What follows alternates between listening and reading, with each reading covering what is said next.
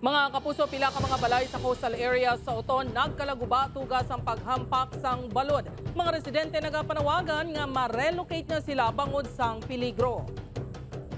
Kapuso, samtang mga residente naman sa Boulevard Molo, hindi na luyag magbalik pa sa nahamtangan sa ilang naguba puluyan tugas ng balod bangod sa Kakulba.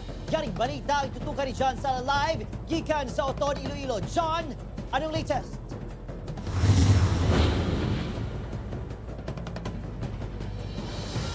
Jerk Adrian naglabot sa masobra 200 ka mga individual diri sa banwa sang Oton ang gin-evacuate bangod sa mataas nga balod kag sa pagbaha sa pila ka mga barangay.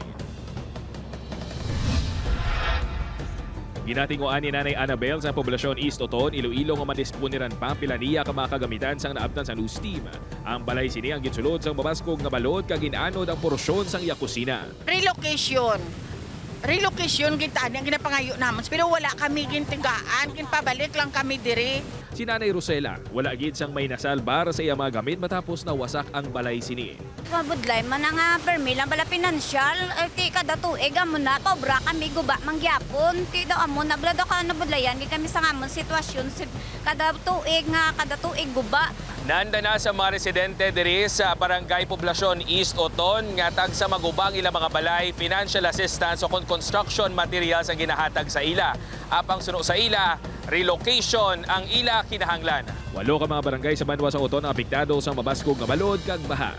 26 ka mga pamilya ginabugusan sang 267 ka mga individual ang gin-evacuate. Ang Oton LGU ang may ginaplano naman nga relocation area para sa mga residente sa coastal areas. That's why nga ang aton nga banwa nag-purchase o kung nag-acquire sang aton nga relocation area, sang lupa para sa relocation. Hindi man malipatan ni Manang Ana ang ginagyan sini kahapon sang ginguba sang balod ang iyabalay sa Barangay Boulevard Molo. Pati mga bistina mo dala pati ang salawas mo inakuan mo ay na. Busubos gid ya. Kung ang mga residente lang ang masunod, hindi na gid kuno sila magbalik pa sa ila ginaistaran. Kung magbalik kami, was out kami gyapon, kami diri gyapon sa evacuation.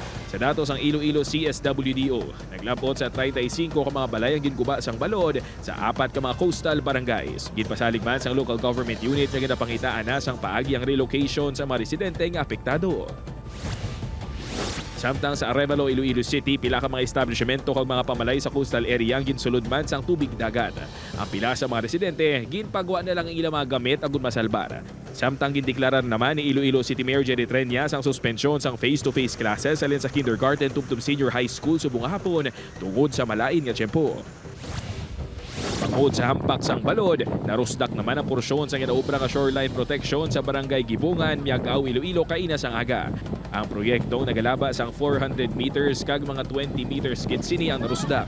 Ilayo naman nga nagpahamtang sa mga block ang kontraktor para hindi na magdugang pa ang guba sa proyekto. Jert, apisaran nga amat-amat na nga nagtawhay ang sitwasyon diri sa mga coastal area sa banwa sang Oton kag nagnubo naman ang level sang tubig sa pila ka mga barangay nga ginbaha wala sa gihapon ginapasugtan sang MDRRMO sang Oton nga magbalik sa ilang mga balay ang mga residente nga nag-evacuate. Jert. Madamo gate nga salamat sa update kag halong dira kapuso John Sala.